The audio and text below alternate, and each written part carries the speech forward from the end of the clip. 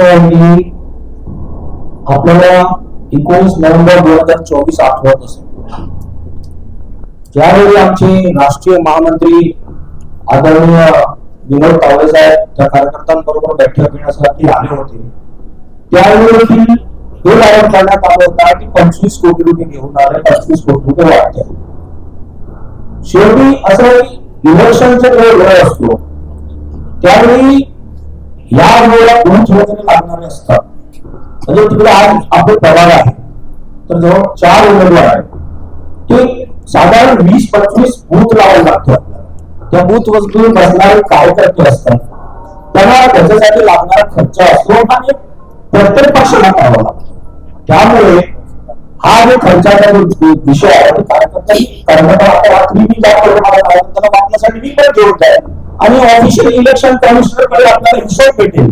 म्हणजे ह्यावेळी तुम्ही हे पण आहे पराभवाचा हे आहे, त्याच्यामुळे हे अशा आम्ही आपले पहिला दिवस आहे आणि या दिवस उघडण्याचे आरोप आले 15 तारीखपर्यंत खूप का आरोप तुम्हाला लोक करतील. म्हणजे खरं काय आणि खोटं काय या आम्ही जनतेला जबाब देण्यासाठी बसलेलो.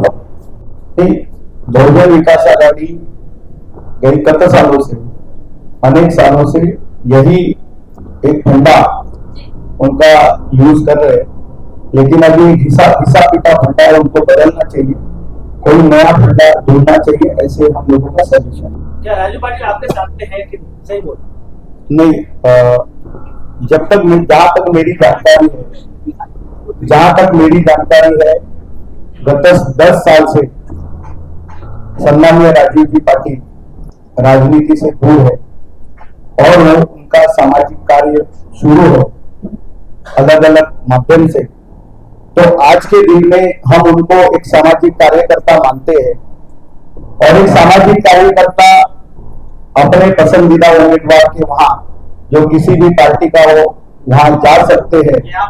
नहीं, मैं सामान्य कार्यकर्ता नहीं हूं, सम्मानीय राजीव जी पाटिल इस वसई विरार के महापौर सामाजिक कार्य मैंने आप सामान्य कार्यकर्ता बोले, मैंने सामाजिक कार्यकर्ता बोले। सम्मानीय राजीव पाटिल इस वसई विरार के प्रथम महापौर है और वो बहुजन विकास आघाड़ी से महापौर थे, ये भी कोई ना बोल नहीं सकता है। आज के दिन में हम उनको सामाजिक कार्यकर्ता मानते हैं क्योंकि बहुजन विकास आघाड़ी से गत 10 साल से वो कोई राजनीतिक एक्टिविटी में हमें तो दिखाई देती है। आप राजनीतिक मत परिवर्तन पर विश्वास रखते हो? नहीं, आप राजनीतिक मत परिवर्तन पर अगर विश्वास रखते हो तो शायद अगर हमारे कोई सम्मानीय नेता का, सामाजिक नेता का, अगर यहाँ के कद्दावर है वो अलग अलग क्षेत्र में काम करते हैं, उनका अगर मत परिवर्तन हो गया रहेगा तो आप लोग सब उसका स्वागत करना चाहिए, उसके ऊपर सवाल उठाने की क्या विषय है? भारतीय जनता पार्टी इस कदम का स्वागत करते हैं क्योंकि वो जो अच्छे कार्यकर्ता है, अच्छे लोग हैं, उनके लिए अगर सपोर्ट करते हैं तो उसको स्वागत करना चाहिए, उसको राजनीतिक दृष्टि से नहीं देखना चाहिए, ऐसे मेरा मानना है। नहीं, नीलेश, जब तक मेरी जानकारी है नीलेश जी चौधरी उनके करीबी रह चुके हैं। नहीं, दोस्त जैसे आप हम तो करीबी है, कल अगर आप अगर इलेक्शन में खड़े हो जाएंगे तो शायद हम भी आ जाएंगे। तो नीलेश जी चौधरी उनके कई सालों से उनके साथ जुड़े हुए हैं, तो शायद एक नीलेश चौधरी जी के लिए वो आए रहेंगे। और जब हम अगर किसी मेरे उम्मीदवार के लिए मैं जाऊंगा तो मैं सामने की उम्मीदवार को पराभूत करो यही तो कहूंगा, नहीं तो ऐसे तो नहीं कहूंगा। आज का जो मुद्दा है ये वसई विरार के विकास से जुड़ा हुआ है। तुम्ही जो पोलिंगचा जो तुम्ही प्रश्न मांडला, पोलिंगला तुम्ही सांगितलं की सर्वे नंबर वरती 40 मीटरचा रस्ता आहे, तो 30 मीटरचा सुद्धा नाहीये, वारंवार त्याच्या संदर्भात तक्रार देखील केली आहे। जर भारतीय जनता पार्टीची सरकार आहे तर तुम्ही त्याच्यावरती काय उपाययोजना करणार, त्याच्यावरती काय डिसिजन? हा मुद्दा ज्या वेळेला उपस्थित केला त्याच वेळेला तुमच्या लक्षात यायला पाहिजे होतं की भारतीय जनता पक्षाचं ज्या वेळेला महापालिका सत्ता येईल त्यावेळेला आमच्यासाठी 40 मीटर डीपी हा लोकांसाठी खूप गरजेचा आहे, कारण ही वसई विरारची संपूर्ण वाहिनी होऊ शकते, त्यामुळे त्या ठिकाणी योग्य ती कारवाई आणि योग्य त्या पद्धतीने कारवाई होईल असा मी विश्वास करतो.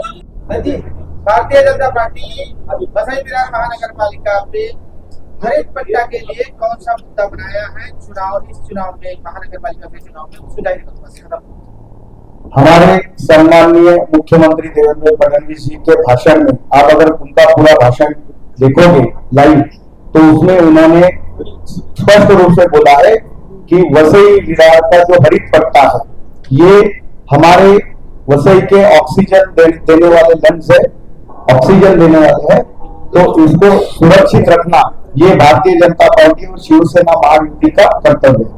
41 इमारतीचा तुम्ही मुद्दा काढला. 41 इमारतींवरती जे कल्पित लोक आहेत त्याच्यातले अर्धी लोक जेलमध्ये गेलेली आहेत. बाकीच्यांचं काय होणार आहे? जी लोक बेघर झाली आहेत त्यांचं तुम्ही काय करणार ते सांग. त्यांचं काय करणार? आता 41 इमारतींच्या विषयी बोललो. तुम्हाला आठवत असेल अशाच पद्धतीची प्रेस कॉन्फरन्स लोकसभेच्या निवडणुकीच्या अगोदर आम्ही या ठिकाणी मांजराची होते, मी होतो, आपण नालासोपारा मुंबईला घेतली आणि त्यावेळेला हा सगळा जो मुद्दा आहे कशा पद्धतीने या ठिकाणी कमिशन घेतलं जातं, कशा पद्धतीने बांधकाम परवानग्या दिल्या जातात, या सगळ्या विषयाचा एकूण आपण लोकांसमोर तुमच्या माध्यमातून लोकांसमोर आणलेलं. त्याच्यानंतर मागच्या 5-6 महिन्यांमध्ये आपण जे काही फटाके फुटताना बघितले, अधिकारी कशा पद्धतीने जेलमध्ये गेले, आयुक्तांना कशा पद्धतीने अटक झाली आणि त्यानंतर त्या चार्जशीट मध्ये कशा पद्धतीने ह्या सगळ्या गोष्टीचा उल्लेख झाला हे आपण बघितल्यानंतर आपल्याला लक्षात आलं असेल की ही सगळी कॉन्स्पिरसी किती प्रमाणात मोठी आहे. ह्या ज्या काही 41 इमारतीतले जे काही बेघर रहिवासी आहेत त्याच्यासाठी सुद्धा महानगरपालिकेच्या भारतीय जनता पक्षाची सत्ता येणार असेल, आम्ही या लोकांच्या पुनर्वसनाच्या बाबतीत काय करता येईल आणि ही पोकळ आश्वासन न देता प्रत्यक्षात कशा पद्धतीने त्यांना न्याय देता येईल याच्यासाठी आम्ही 100% कटिबद्ध आहोत. याच्यासाठी आमचे राज्य सरकार सुद्धा आमच्या पाठीशी आहे. कशा पद्धतीने या लोकांना रिसेटल करता येईल, त्यांना न्याय देता येईल यासाठी आम्ही ऍक्शन करू. खड्डों का विषय है, आपने वसई विरार में आप सब लोग घूमते रहेंगे, देखा रहेगा बहुत सारे रास्ते आज क्लियर है, कुछ रास्ते ऐसे हैं जिसमें आज भी खड्डे हैं और 68 करोड़ की बात हो गई. ये विषय आज निकलने जाएगा तो बहुत लंबा जाएगा. गत 5 साल के आप अगर गत 5 साल अभी भी काम शुरू है भाई साहब, अभी भी काम शुरू है. आपने अभी भी काम शुरू है और खड्डे भर गए, बहुत सारे तो खड्डे भर गए. अभी कैसे है कि ग्लास कितना खाली है और कितना भरा हुआ है नजरिया का विषय है. हम जनता के साथ में है, खड्डे भर रहे हैं. मैं भी उसी रास्ते से जा रहा हूँ ना.